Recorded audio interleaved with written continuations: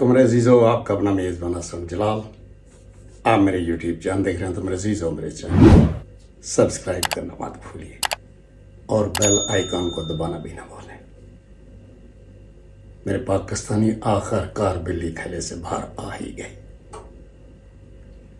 जावेद हाशमी साहब फरमाते हैं कि आर्मी चीफ ने कई ऐसे इक़दाम किए हैं जिनकी वजह से मुल्क की मईशत को संभाला मिला है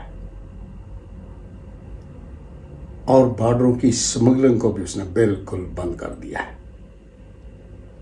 जबकि हमारे बॉर्डरों पर तैनात आर्मी ऑफिसर दिन रात तेल और असले की स्मगलिंग कर रहे हैं और अरबों रुपए बना रहे हैं।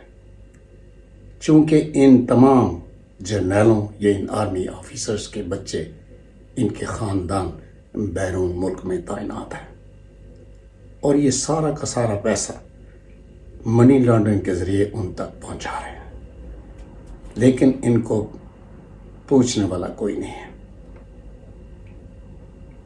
तो मेरे अजीज़ों मेरे हमवतनों, मैं जावेद हाशमी की सोच को सलूट मारता हूँ और ये भी कहने से दरेग नहीं करूँगा कि हमारे आर्मी चीफ जनाब आसिम मुनीर साहब को पाकिस्तान चलाने का हर हुनर आता है, सिवाय इसको अपनी फौजी जिम्मेदारियों के अलावा।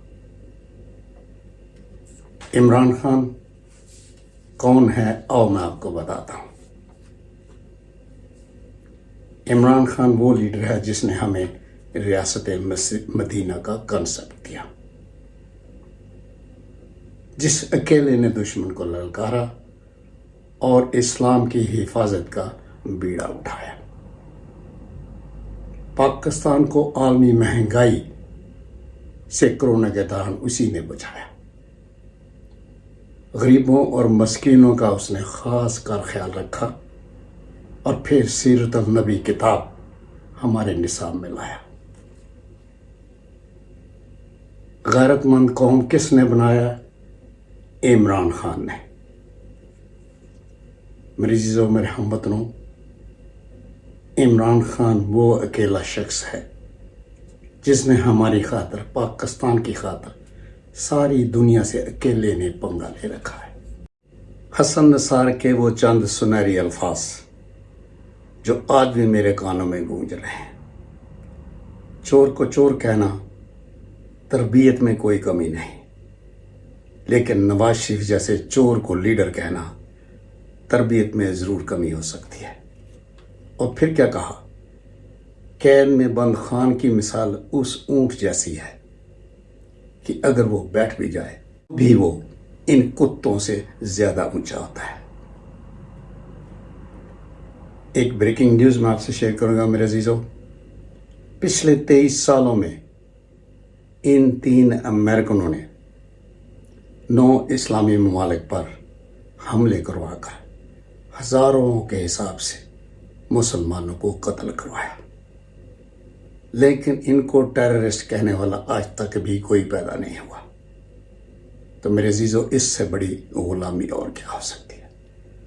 और यही वजह है कि इमरान खान ने इन चोरों को, इन अमेरिकनों को एब्सोल्युटली नॉट कहा था। मेरे अजीज़ हमवतनों, ये जानकर आपको हैरान होने की ज़रूरत नहीं कि चौधरी निसार और खाकान अब्बासी जैसे मंझे हुए सियासतदानों को 40 साल तक इस नवाज शरीफ की समझ नहीं आ सकी। तो फिर इन पटवारियों का क्या कसूर है? इनको तो कम अज़ कम 1 सदी ज़रूर लगेगी इस नवाज शरीफ या इस ख़ानदान को समझने के लिए।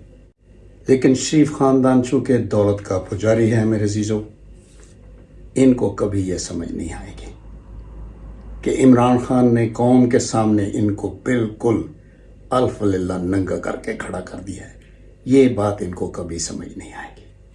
पाकिस्तान के सबसे बड़े दहशतगर्द ने पाकिस्तान की कौम की जान बचाने के लिए तीसरा हस्पताल भी कंप्लीट कर दिया है, जो कि पाकिस्तान का कैंसर का सबसे बड़ा अस्पताल कराची में बन चुका है मेरे अजीज़ों। اور ادھر مولانا فضل الرحمان. اگر حق کا راستہ اتنا آسان ہوتا تو شاید یہ مولانا ڈیزل عافیہ صدیقی کے ساتھ کھڑا ہوتا, امریکہ سے اس کی ڈیمانڈ کرتا. لیکن اس بغیرت شخص نے آج تک عافیہ صدیقی کا نام تک نہیں لیا. اسے کہتے ہیں منافقت, کیونکہ یہ خود میرے عزیزوں اسرائیل کا بہت بڑا ایجنٹ ہے.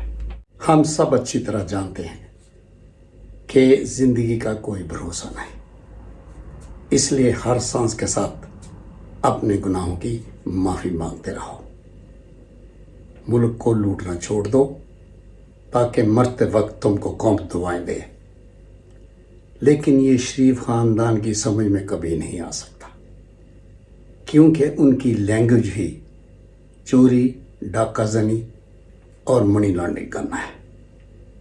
ان کی جان تو فرشتہ نہیں دجال نکال نہیں آئے گا. یہ ہے اصل ان کا انجام میرے پاکستانیوں. ہماری اسٹیبلشمنٹ کو سب سے بڑی پریشانی یہ ہے کہ گنجے کی ناہل ہی تو انہوں نے ججوں سے ختم کروا ہی لی ہے. اب اس کو اہل کروانے کے لیے یہ کہاں سے کوئی ڈاکٹر لائیں. ان ملک غداروں کے لیے سب سے بڑا مسئلہ یہ بنا ہوا ہے میرے عزیزوں. لیکن کہتے ہیں نا مقافات عمل, جیسی کرنی ویسی بننی.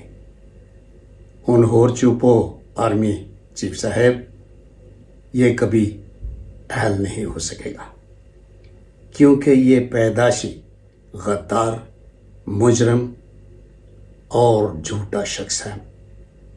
آپ جو چاہے کر لیں, جس ڈاکٹر پر لے جانا چاہیں لے جائیں. ڈاکٹر عدنان کو بھی بے شک لے آئیں, اب اس کی بھی کوئی پیش نہیں چلنے والی. تو میرے عزیزوں میرے ہمت, جیسی کرنی ویسی بننی, سب آپ کے سامنے بلیک اینڈ وائٹ آ چکا ہے.